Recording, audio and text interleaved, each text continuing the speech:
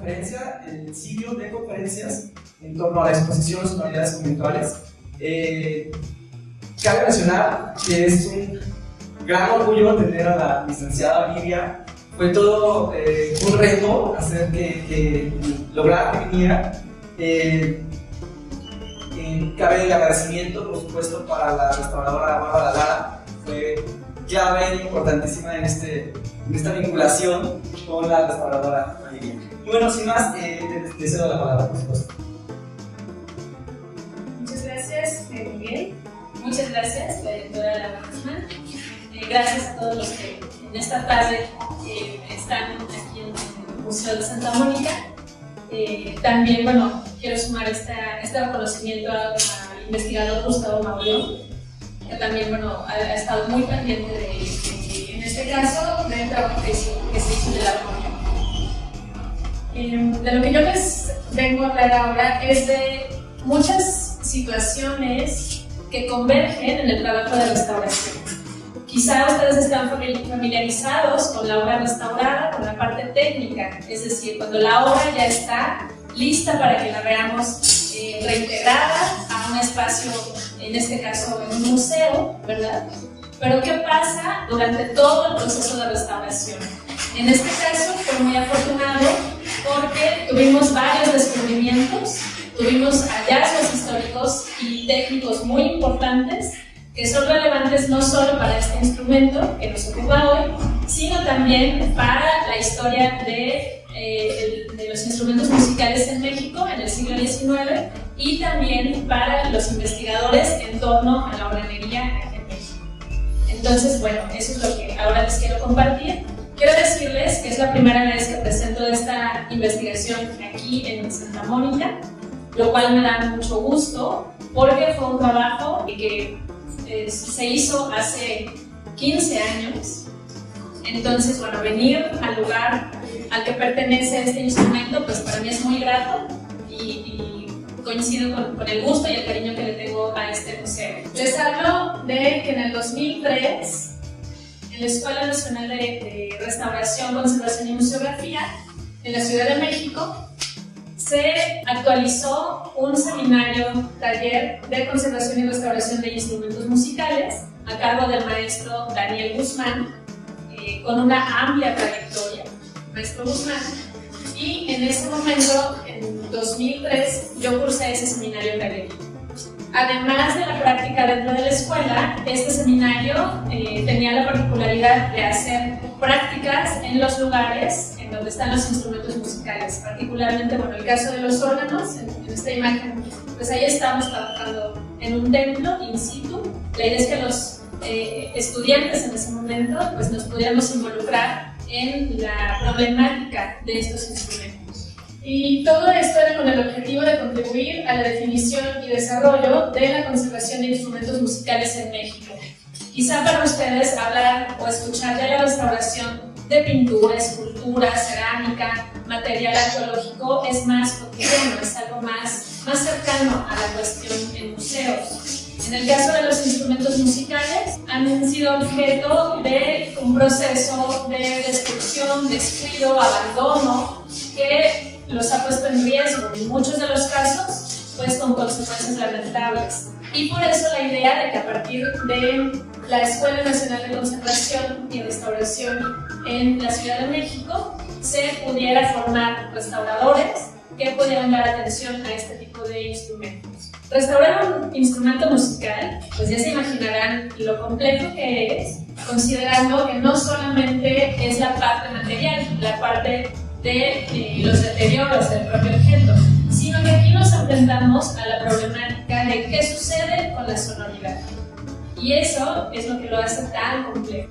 En este caso, en el caso del armonio, planteamos 4 ejes de trabajo, que fue el eje científico, el eje teórico, el eje técnico y el eje histórico. En este último eje histórico es en el que durante 3 años estuvimos desarrollando toda la investigación en torno al convento de Santa Mónica, a la historia de las monjas agustinas y a reconstruir la historia de este instrumento.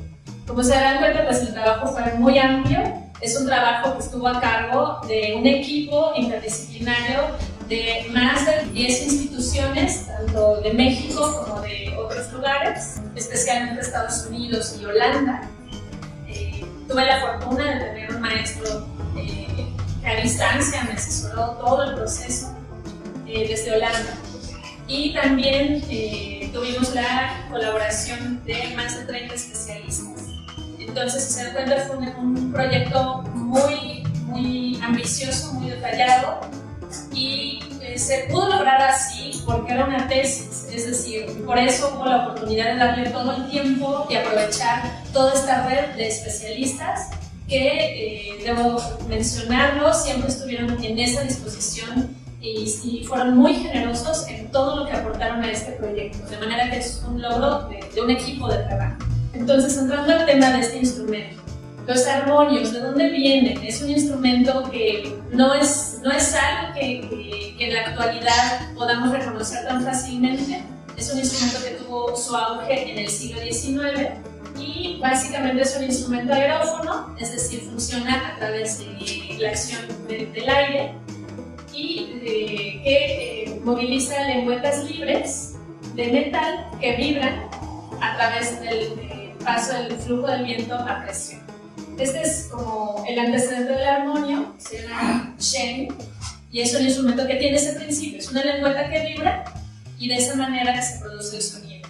Y bueno, de ese antecedente, este es un ejemplo de lo que en el siglo XIX tuvo mucho auge. Fue un instrumento que en la primera y segunda mitad del siglo XIX hubo grandes fábricas que hicieron armonios con recursos sonoros muy diversos, muy vastos, y sobre todo la intención era poder introducir un instrumento semejante al órgano tubular, pero en el momento del siglo XIX, que es una época de fabricación industrial, donde ya los procedimientos ya no eran tan artesanales, la idea era producir muchos armonios, producir en serie y sobre todo distribuirlos. Vamos a ir recorriendo la historia de nuestro armonio para que vean el impacto que tuvo la construcción de estos instrumentos. El ejemplo que les traigo, bueno, es más grande que aquí en Santa Mónica, con la idea de mostrarles los recursos sonoros, la parte estética de un armonio. Fueron instrumentos muy bellos, muy elaborados, y les comparto una cita que me proporcionó Gustavo Mauleón acerca del uso de estos instrumentos en la iglesia. Fue un instrumento que en algún momento empezó a sustituir a los órganos tubulares para el uso litúrgico dentro de las iglesias, y bueno, en este caso pues también en el contexto conventual. Este es otro ejemplar, también muy ornamentado, muy elaborado, tenían recursos sonoros muy diversos. Fue una época en donde el desarrollo industrial y tecnológico permitió que estos instrumentos fueran muy complejos, como lo vemos en este ejemplo. Y por supuesto también tenemos presencia de los armonios en el ámbito doméstico. Ustedes imagínense siglo XIX, donde una de las ocupaciones o de las labores, en este caso de las mujeres, pues era la instrucción musical, y el armonio, bueno, fue un instrumento que estuvo en ese momento vinculado a los ambientes domésticos. Y bueno, este es otro ejemplo. Lo traigo con toda intención de que vean el estado lamentable en el que actualmente se encuentra. Este es un ejemplar portátil. Si se dan cuenta, bueno, la imagen de allá, el ejemplar se cierra como una maletita, entonces uno puede transportarlo como si fuera un maletín. Es pequeño, relativamente ligero. Si se dan cuenta, no es un mueble como tal, sino que simplemente es el estuche que se acciona con los pedales. Y entonces esto también fue muy socorrido, este tipo de instrumentos. Este ejemplar es de una comunidad que se llama de San Gabriel Chilar, en Puebla, en donde todavía, bueno, hasta hace 13 años, 15 años que yo estuve haciendo este trabajo, todavía se escuchaban los armonios en esa comunidad. Bueno, entonces ya vimos cómo funciona el armonio. Ahora les voy a presentar cómo está construido. Nuestro ejemplar es muy sencillo, eso nos ayuda bastante a entenderlo. Pero aquí vamos a ver todo lo que la complejidad de un armonio referido en un ejemplar muy simple, pero que tiene todos los recursos básicos. Tenemos un mueble, que es el que, bueno, lo que se ve, la parte externa. El teclado, que también es algo pues, muy fácil de identificar, pero por dentro tenemos es una sola pieza vista por los dos lados, que es el tablero de válvulas y el tablero de lengüetas. Estas lengüetas son las que vibran y de esa manera suena el armonio. El aire llega a través de estas dos, de esta parte que es el sistema de viento. El armonio se acciona a través de los pedales y estos pedales están sujetando estos fuelles, están articulados estos fuelles.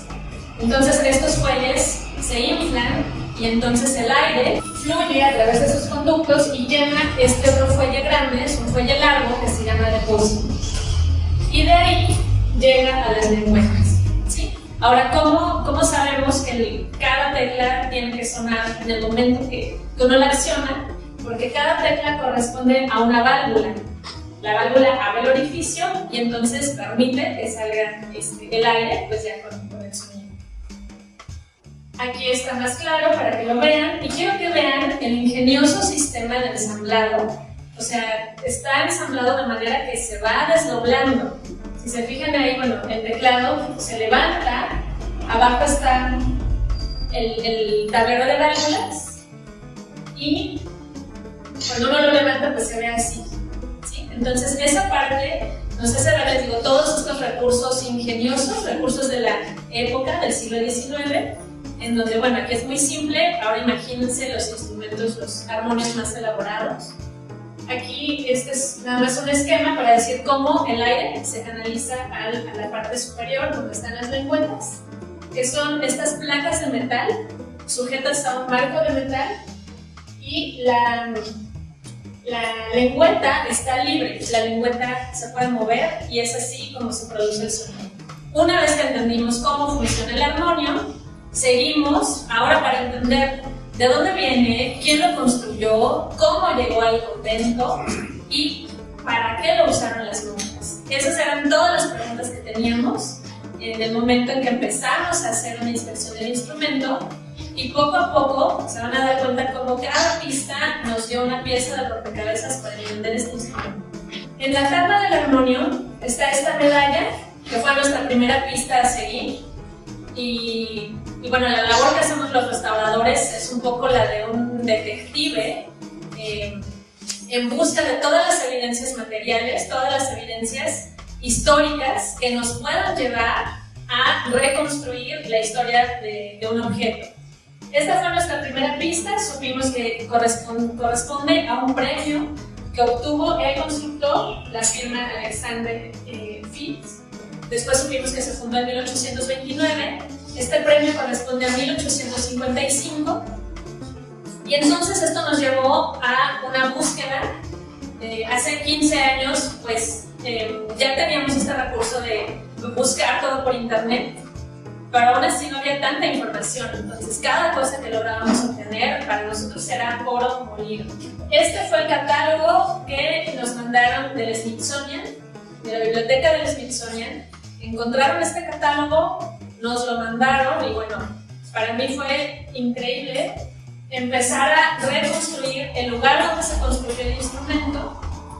Vean la dimensión de la fábrica, vean cómo no era un asunto menor la construcción de armonios. Esta es una fábrica en Francia, es la de este constructor.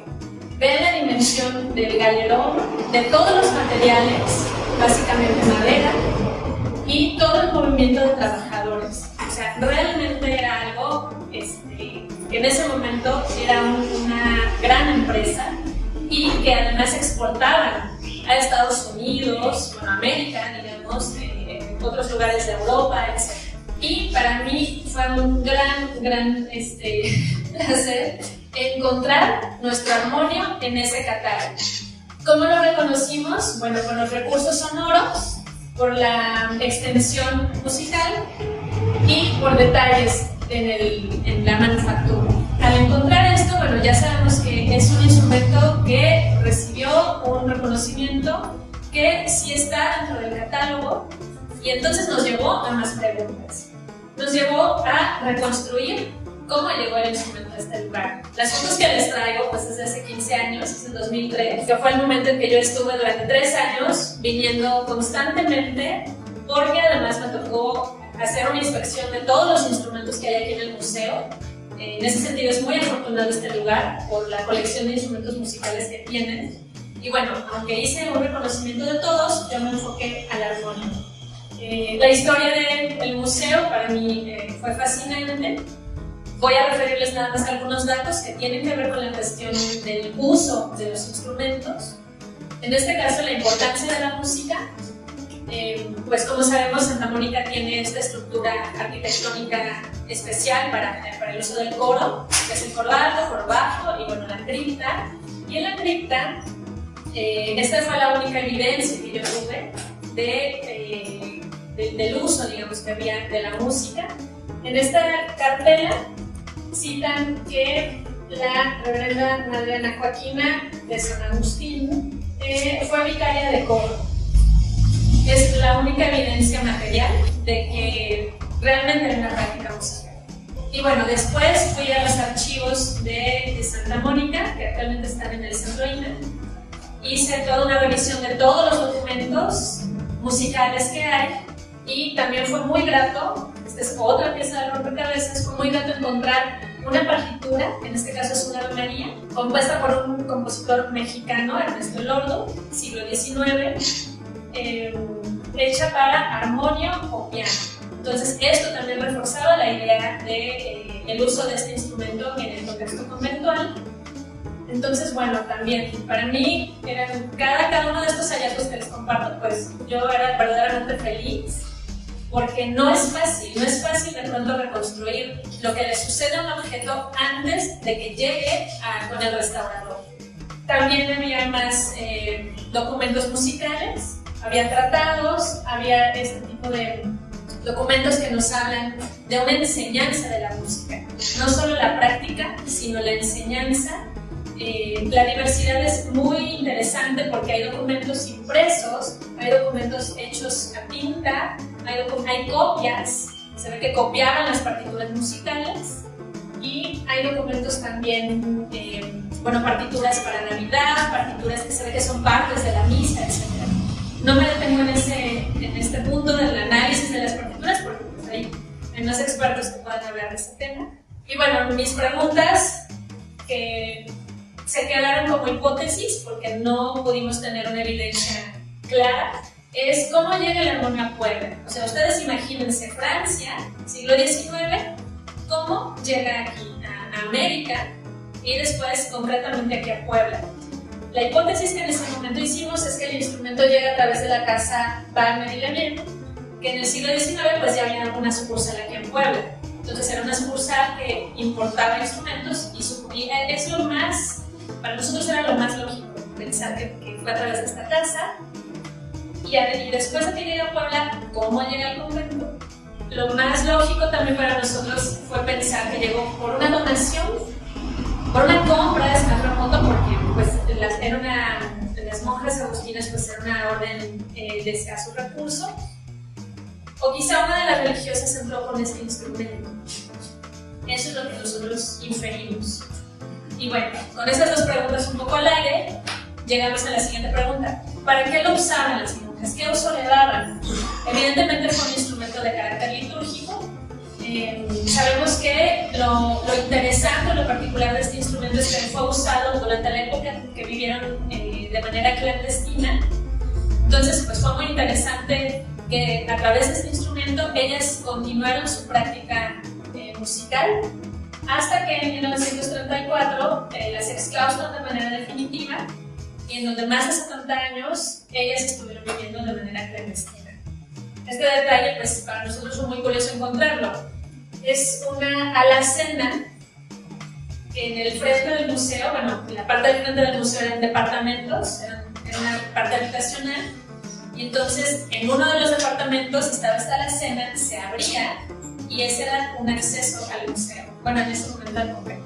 Entonces, bueno, hay historias muy interesante respecto a esa época, de cómo las monjas entraban y salían y vivían un poco aquí y un poco afuera.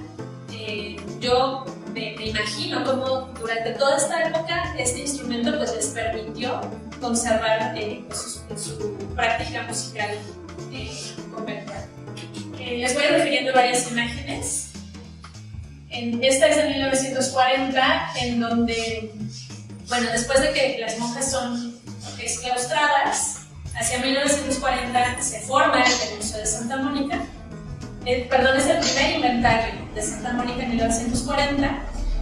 Y entonces aquí ya se cita el armonio, pero no es el que estaba en la capilla doméstica, que fue donde yo lo encontré. Aquí había otro armonio, no se ve muy bien, pero bueno, el mueble en este acercamiento visiblemente es otro, es un instrumento más grande que no corresponde al pequeño. Y bueno, el pequeño, en esta foto de 1959, lo tenemos en el coro alto, ahí está, bueno, señalado en el círculo.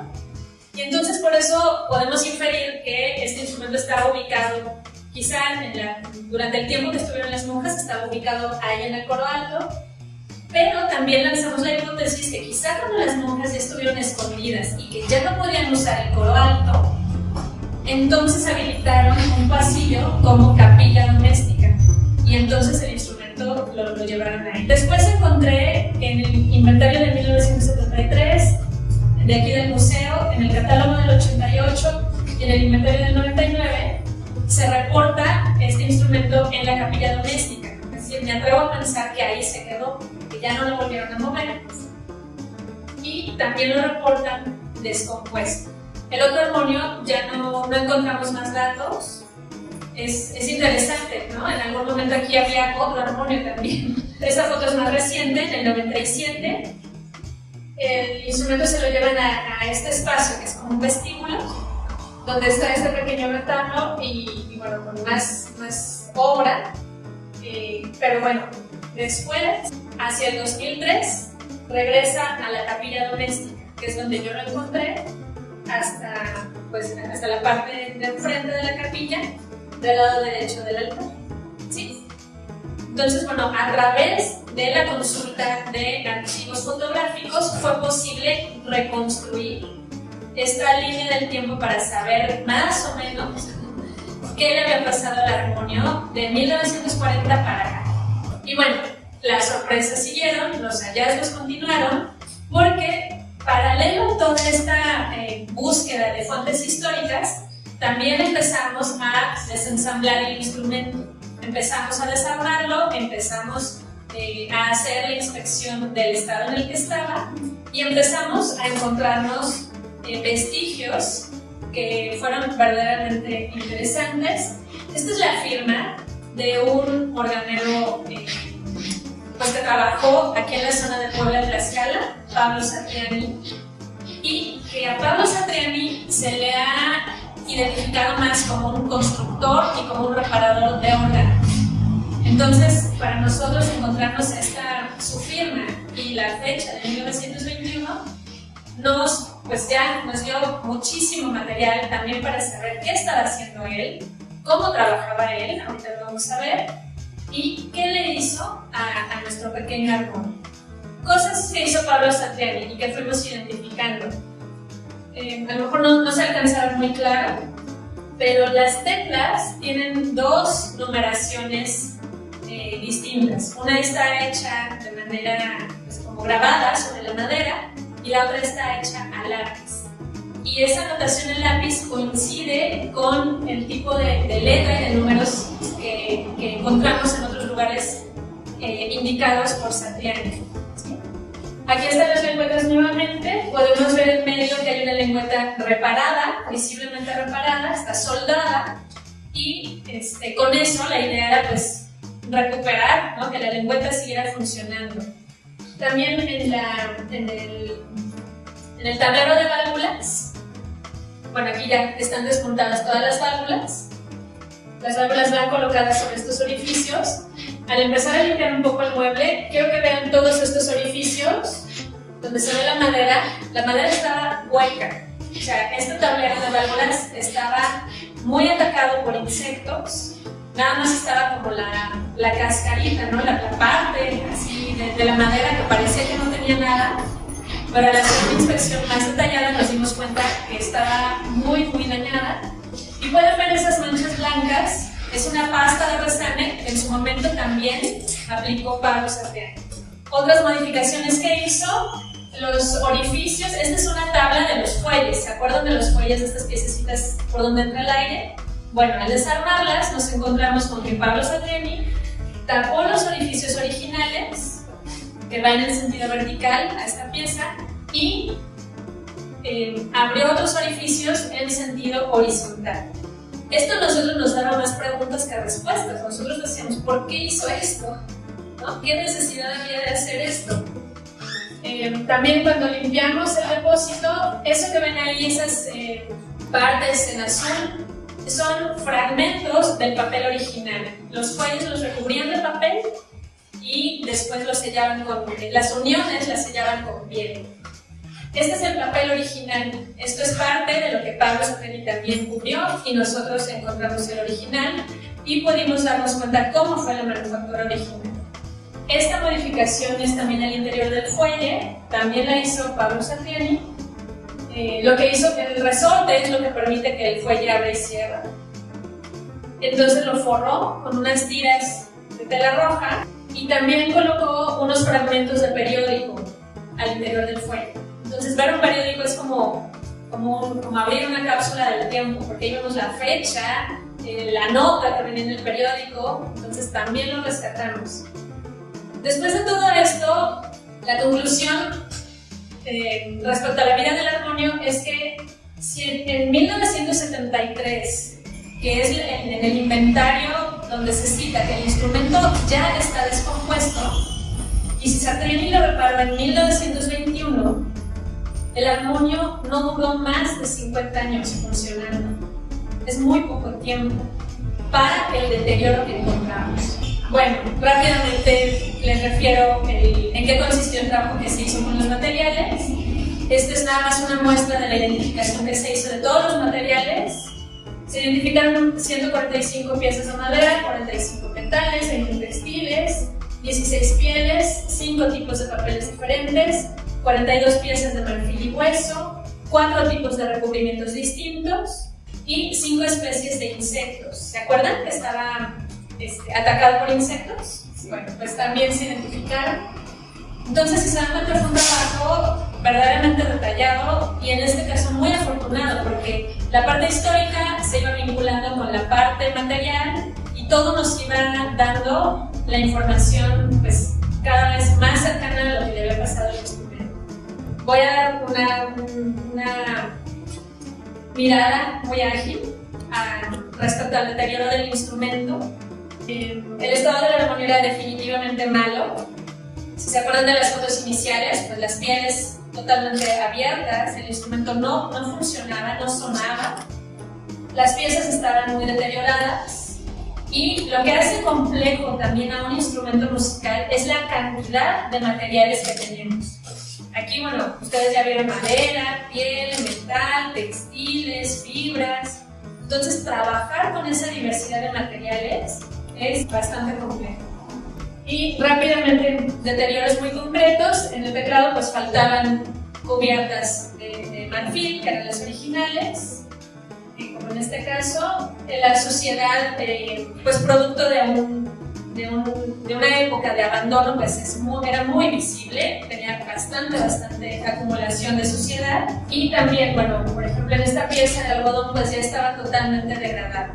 El tablero de válvulas y de lengüetas, había varias piezas que estaban soldadas, faltaba una válvula, las válvulas estaban reparadas.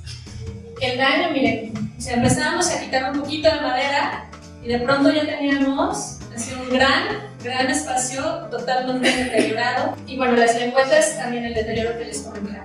En el caso del sistema de viento, otra vez la acumulación de suciedad, telarañas, insectos, y al interior pues también era muy visible el estado de abandono en el que estaba el instrumento. Bueno, pues ¿qué hicimos con todo eso? Por supuesto, hubo un análisis interdisciplinar para saber qué hacer, cuáles eran las decisiones que se iban a tomar. En este caso, bueno, se decidió que teníamos suficiente información para recuperar la sonoridad del instrumento, que será lo importante, ese era el objetivo, y también teníamos la posibilidad de rescatar la evidencia de que Satriani intervino en este instrumento. Nos dimos cuenta también que la intervención que hizo Pablo Satriani pues no fue una intervención muy detallada, simplemente era volver a hacer funcionar el instrumento, y por esa razón decidimos eliminar varias cosas de las que él hizo. Bueno, pues aquí están procesos de intervención. La intervención, bueno, colaboraron otras restauradoras, Silvia. Y bueno, si se dan cuenta, pues cada uno de los procesos fue cuidadosamente realizado. Este es en el caso de las válvulas, el tablero de válvulas y de lengüetas. Fíjense el tamaño de los injertos. Estas partes claras de madera son todos los injertos que tuvimos que poner por un lado y por otro. La idea era que el instrumento y toda la estructura fuera lo suficientemente fuerte, lo suficientemente bien integrada para que el instrumento soportara la presión del aire y el funcionamiento. Este es el depósito, y bueno, en el caso de los fuelles, lo que decidimos fue dejar las dos partes externas de las tablillas, y uno diría, bueno, ¿con qué objeto? ¿No? Porque es más fácil cambiar la tablilla completa, porque estaban totalmente atacadas. Si se dan cuenta, los orificios de los insectos pues estaban en todas las piezas. Se decidió esto porque las tablillas, por los extremos, tienen anotaciones de la construcción y tienen anotaciones de Pablo Satriani. Entonces, decidimos poner una tabla sana, una tabla que le diera estructura, ponerla en el centro, ponerla como un alma y dejar las dos partes externas para que esa evidencia perdurara. También aquí en el interior del depósito de aire, estas partes más oscuras que se ven, esta y la de allá, es la firma de Pablo Satriani, que nosotros la volvimos a dejar en el mismo lugar donde la encontramos. Esa pieza sí se repuso totalmente, es una pieza nueva, porque es una pieza que estructuralmente necesita estar muy fuerte. Entonces ahí no nos podíamos arriesgar, pero se hizo un trabajo muy detallado para sacar a la cuenta como una chapa de madera, muy delgadita, con la firma de Pablo Satriani, y de esa manera se conservan en el instrumento. Procesos del montaje. Los materiales también se consiguieron lo más cercanos al original. Cabe señalar que tuvimos la fortuna de que el restaurador holandés, Louis Eigener, nos mandó todos los materiales lo más cercano a lo que fue la construcción de este instrumento en el siglo XIX. Pieles, telas, metales, textiles, etc. Fueron lo más cercano a la construcción del instrumento. Bueno, aquí se los puse un poquito más grande. ¿Cómo están en negro? ¿Cómo conservamos esas evidencias? Y así quedó. Finalmente, después de un trabajo pues, muy minucioso, este es el estado en el que actualmente se encuentra el instrumento. Y por último, lo que faltaba era recuperar la sonoridad. Ya teníamos el mueble, ya era algo, ya el mueble sí ya lo podíamos exhibir, pero nuestro reto era la recuperación de la sonoridad. Entonces, bueno, entramos en la segunda fase del trabajo, bueno, por supuesto el maestro Guzmán, y también con la colaboración de un experto en acústica, el doctor Felipe Orduña. La idea era recuperar la sonoridad, entonces se tuvo que hacer una valoración acústica para ver cómo sonaba el instrumento y poder identificar qué afinación tenía.